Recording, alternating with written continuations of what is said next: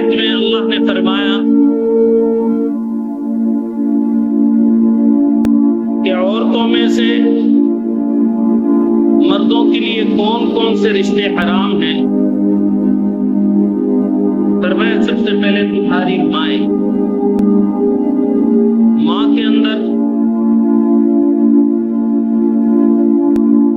نانی اور دادی بھی آ گئی، پر نانی پر دادی بھی آ گئی۔ بناتکم، اور تمہاری بیٹیاں،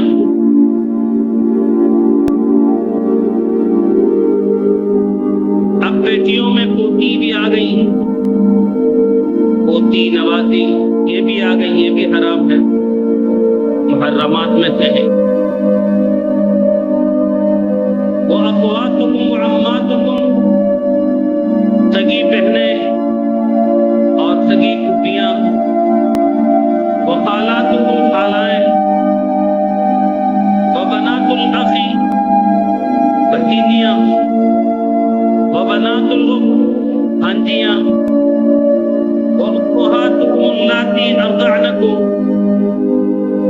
رضاعی ماں، دودھ پلانے والی، اپنی ماں کے علاوہ کوئی جوان عورت جس سے 2 سال کی مدت کے اندر دودھ پیا ہو وہ رضاعی والدہ، وہ بھی حرام۔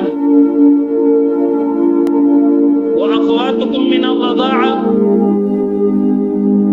جو رشتے نسباً حرام ہے وہ رضاعت سے بھی حرام ہے۔ کہا رضاعی بہنیں بھی سگی بہن کی طرح حرام ہے۔ وَأُمُّهَاتُ نِسَائِكُمْ،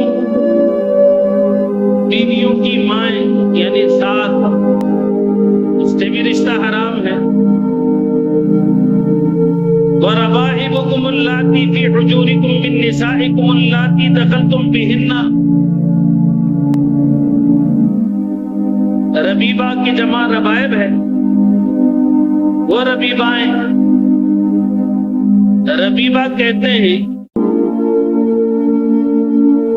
ایک آدمی نے کسی عورت سے شادی کی، اس عورت کے پاس پہلے شوہر سے کوئی بیٹی موجود ہو تو یہ دوسرے شوہر کے لیے ربیبہ ہے، یعنی ربیبہ ذیلی اولاد، بیوی کی بیٹیاں جو پہلے شوہر سے، حجورکم من نسائکم اللاتی دخلتم بہن، جو تمہاری پرورش میں ہو اور تمہاری ان بیویوں کی بچیاں ہوں جن کے ساتھ آپ نے شب بیداری کر لی ہو۔ فَإِن لَّمْ تَكُونُوا دَخَلْتُم بِهِنَّ فَلَا جُنَاحَ عَلَيْكُمْ، ہاں صرف نکاح ہوا تھا، رخصتی بیوی کے ساتھ نہیں ہوئی تھی، اس عورت کی اگر جوان بیٹی موجود ہے تو وہ شخص اس کے طلاق کے بعد ان سے شادی کر سکتا ہے۔ فَإِن لَّمْ تَكُونُوا دَخَلْتُم بِهِنَّ فَلَا جُنَاحَ عَلَيْكُمْ، پھر کوئی حرج نہیں ہے تم۔ وَحَلَائِلُ أَبْنَائِكُمْ، بہویں، سگے بیٹوں کی بیویاں، وہ بھی سسر پر عبد الآباد کے لیے حرام ہے۔ الذین من اصلابکم، بیٹے کون سے جو تمہارے سلمی ہیں، اپنے بیٹے، اپنے بیٹے، منہ بولے بیٹے نہیں۔ اسی طرح ربیب ہو وہ نہیں، منہ بولا بیٹا نہیں، اپنا بیٹا۔ اس لیے اللہ نے یہ شرط لگائی، ابنائکم الذین من اصلابکم، جو تمہارے سگی اولاد ہیں ان کی بہویں، بیویاں۔ حضرت زید بن حارثہ رضی اللہ تعالی عنہ حضور علیہ السلام کا لیپالک تھا، منہ بولا بیٹا تھا۔ جب آپ نے اسے اپنا بیٹا بنایا تو لوگوں نے زید بن محمد کے نام سے پکارنا شروع کیا تھا۔ آگے جا کر آپ سورۃ الاحزاب کے اندر ان کی بیوی کا واقعہ پڑھیں گے جب آئے گا وہاں تو وہ بہت ہی ایک طرح سے دیکھا جائے، لیکن چونکہ سلمی بیٹا نہیں تھا، منہ بولا بیٹا تھا، تو نبی علیہ السلام نے سوچا کہ میں نے ہی نکاح کرایا ہے اور ہے بھی قریش میں سے، بنو ہاشم میں سے، نبھاؤ نہیں ہو رہا، لڑکے کو بھی سمجھایا، بہو کو بھی سمجھایا، بات نہیں بن رہی، پھر بھی ان کی کٹ ختم ہی نہیں ہو رہی، آپس کا فساد ختم ہونے میں نہیں آ رہا، جھگڑا ختم ہی نہیں ہو رہا، تو کیا کریں؟ نبی علیہ السلام نے دل میں سوچا چلو جب میں نے ہی نکاح کرایا تھا، اب ایسا ہے میرے لیے تو ہی جائز ہے، چلو ایسا ہے کہ اس کی دلجوئی کے لیے میں ہی نکاح کر لوں گا، لیکن ایک معاشرے کا ڈر کہ معاشرے لوگ کیا کہیں گے کہ اپنے بہو سے شادی کر لی، نعوذ باللہ محمد عربی، لوگ تانے ماریں گے، تو دل میں بات رکھی، زبان سے باہر آپ نے نہیں کیا، لیکن سن تو اللہ نے لیا تھا، اللہ نے قرآن میں اس کو بتا دیا کہ پیارے نبی آپ دل میں بات چھپاتے ہیں، واللہ مبدیہ، جسے اللہ ظاہر کرنے والا ہے، واللہ احق ان تخشا، اللہ زیادہ حقدار تھا کہ آپ اس سے ڈرتے، آپ بندوں سے ڈرتے، بندوں سے نہ ڈرے، اپنے نبی سے اللہ نے فرمایا ڈرے نہیں کسی سے، شرعی مسئلہ ہے، جائز ہے شادی کرنا کر لیجیے، کیوں ڈریں گے آپ؟ ڈرے نہیں، تو آپ نے پھر اللہ کے حکم، اس لیے زینب بنت جحش رضی اللہ تعالیٰ عنہ ام المؤمنین فرماتی تھی باقی زوجات سے بطور تفاخر، میرا نکاح اللہ نے کرایا، جس کا ذکر قرآن میں ہے، تم لوگوں کا ذکر قرآن میں نہیں ہے، میرا ہے، میرا ذکر قرآن میں ہے اور اللہ نے میرا نکاح کرایا، تم لوگوں کا اللہ نے قرآن میں ذکر نہیں کیا، نکاح میرا ہے، تو اس بات پر فخر کرتی تھی، اللہ نے حکم دیا کہ آپ ان سے شادی کرو، ڈرے نہیں دنیا سے کہ دنیا کیا کہے گی، اور واقعی اس چیز سے ڈرنا نہیں چاہیے۔ آپ رشتہ داری میں دیکھیں نبی علیہ السلام نے جو صحابہ کرام نے کیا، اس طرح رشتہ داریاں کی تاکہ امت کے لیے آسانی ہو جائے۔ ہمارے ہاں ایک رواج ہے،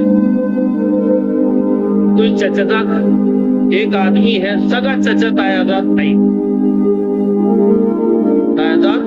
سگا چچا تایاداد بھائی ہے، اب جو بیٹی ہوگی وہ اس کو کہیں گے کہ میرا چاچا ہے، رشتے میں چاچا تو ہے لیکن سگا چاچا نہیں ہے، جس سے نکاح حرام، نکاح حرام نہیں۔ اگر اس بھتیجی سے اس چاچا کا نکاح ہوا تو لوگ کہیں گے توبہ توبہ توبہ، کیا اللہ کے نبی نے یہ سارے معاملات ختم کر دیے۔ بی بی فاطمہ الزہرا رضی اللہ عنہا وارضاہ، حسنین کی اماں علی المرتضی کرم اللہ وجہہ کی زوجہ محترمہ، علی المرتضی کون ہے؟ حضور علیہ السلام کے سگے تایاداد بھائی ہیں، سگے تایاداد بھائی، بس کدا سگے تایاداد بھائی، حضرت علی رضی اللہ تعالیٰ عنہ حضور علیہ السلام کے سگے تایاداد بھائی ہیں، دور کے نہیں، چونکہ ابو طالب کہنے میں تو نبی علیہ السلام ان کے زیر پرورش رہے، لیکن نبی علیہ السلام کے بہت سارے زیر پرورش رہے۔ حضرت علی بچپن سے نبی علیہ السلام کے گھر میں پرورش پاتے رہے، اور سگا کزن ہے، بھائی ہے، تایاداد بھائی ہے، لیکن داماد تو حضرت فاطمہ الزہرا اور علی المرتضی کا رشتہ کیا ہے؟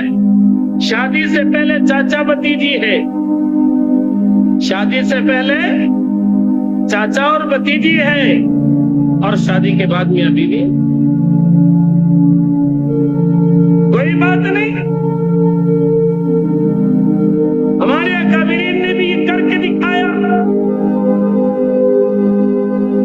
हज़रत शेखुल हदीस बरकतुल हसन कुतुबुल अक़ताब हज़रत मौलाना मोहम्मद ज़करिया नव्वल्लाहु मरक़दहु व अअलल्लाहु मरातिबहु, बानिए तबलीग हज़रत मौलाना इलियास साहब रहमतुल्लाह अलैह के सगे भतीजे हैं। आपकी पहली ज़ौजा का जब इंतकाल हुआ तो दूसरी आपकी शादी अपने कज़न से हुई। हज़रत मौलाना इलियास साहब रहमतुल्लाह अलैह की बेटी से शादी हुई और उनसे भी औलाद हो, पहली ज़ौजा से भी औलाद थी। फिर हज़रत जी मौलाना यूसुफ साहब रहमतुल्लाह अलैह जो कि हज़रत मौलाना ज़करिया रहमतुल्लाह अलैह के सगे चचाजाद भाई हैं, सगे चचाजाद भाई हैं, साला चचाजाद भाई भी हैं, साला भी है और हजरत से पढ़ा तो शागिर्द भी है, शागिर्द का रिश्ता भी है, शागिर्दी का रिश्ता भी, चचाजाद भाई होने का रिश्ता भी, साला होने का रिश्ता भी, सगा था।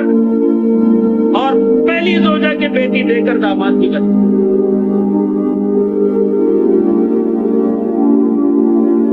शागिर्द भी, कज़न भी, सगा, फर्स्ट कज़न, सगा चचाजाद भाई, साला भी और दामाद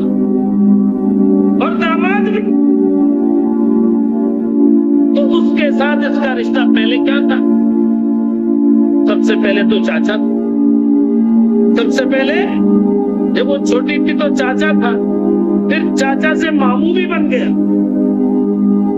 उनकी बहन घर आ गई, उनकी अम्मा बन गई। पहले चाचा था, फिर मामू बना, फिर शोहर बना। पहले चाचा, फिर मामू, फिर शोहर। कोई हरज नहीं है ऐसे रिश्तों में। सहाबा-ए किराम ने करके दिखाया और हमारे अकाबिरीन ने भी करके दिखाया ताकि कोई किसी पर उंगली ना उठा सके। इन रिश्तों में कोई हरज नहीं है।